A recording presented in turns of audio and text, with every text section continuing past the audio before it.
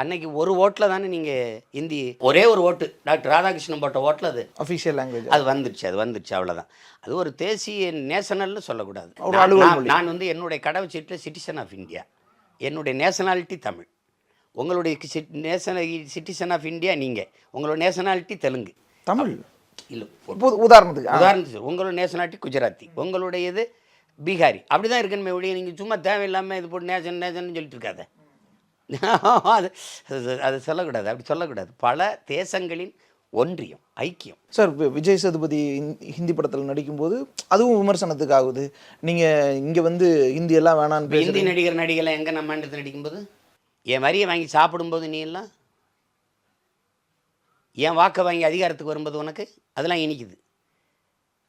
என்னடா உங்க சீன படம் வருது நாடங்களும் ஓட்டுற, அமெரிக்காவிலேருந்து படம் வருது நாடங்களும் ஓட்டி காசு ஆயிரக்கணக்கான 2000 கோடி அவதாருன்னு வந்தால் எடுத்துகிட்டு போகிற, எல்லா படத்தையும் எடுத்துகிட்டு போகிற. ஜப்பான் படமெல்லாம் உலகம் பூரா.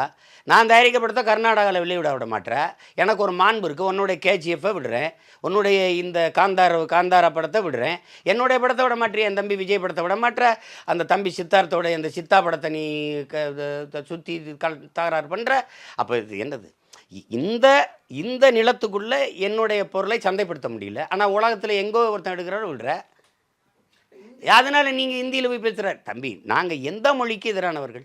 ஹிந்தி வேணான்றீங்க, அப்புறம் ஹிந்தி படத்தில் போய் நடிக்கிறீங்க. ஹிந்தி மொழி வேணாம்னு யாரும் சொல்ல தம்பி, விரும்பினா கற்றுக்க. ஆனால் கட்டாயமாக படிக்கணும்னா தொலைச்சி போடுவேன்.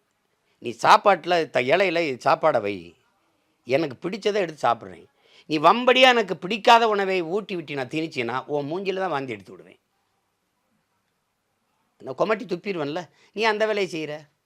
எங்கள் பிள்ளைகள் விரும்பி கற்றுக்கிட்டு இருக்காங்க, ஃப்ரெஞ்சு கற்றுக்கிட்டு இருக்காங்க, டச்சு கற்றுக்கிட்டு இருக்காங்க, ஜெர்மன் கற்றுக்கிட்டு இருக்காங்க. யாராவது தடுக்கிறாங்களா? அதுவாக நடக்குது.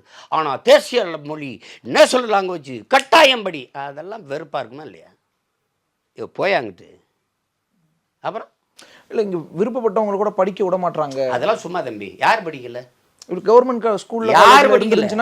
யாரும் படிக்கல தம்பி, யார் படிக்கலை? என் சொந்த தங்கச்சி, என் தங்கச்சியுடைய மகள் ஃப்ரெஞ்சு பேராசிரியராக இருக்கு. அப்படி அவள் தமிழ் படித்தா, ஆனால் ஃப்ரெஞ்சை ஒரு விருப்ப படம் எடுத்து படிக்கும்போது அதை கற்றுக் கொடுக்குறதுக்கு ஒரு பயிற்றுனர் தேவைப்படுறதுனால எல்லா நாடுகளே இதுக்கு ஒரு ஃப்ரெஞ்சு மொழி கற்றுக்கிறதுக்கு ஒரு பயிற்றுவிக்கு ஒரு ஆள் தேவைப்படுது. அது மாதிரி ஹிந்தி படிச்சுக்கிறாங்க, எல்லாம் படிச்சுக்கிறாங்க. உங்களுக்கு பல தடவை சொன்னேனே உங்களுக்கு எல்லாம். அது ஒன்றும் இது கிடையாது. இப்போ எங்கள் ஐயா பா சிதம்பரத்துக்கு ஹிந்தி தெரியாது, அதான் சொல்கிறாங்க.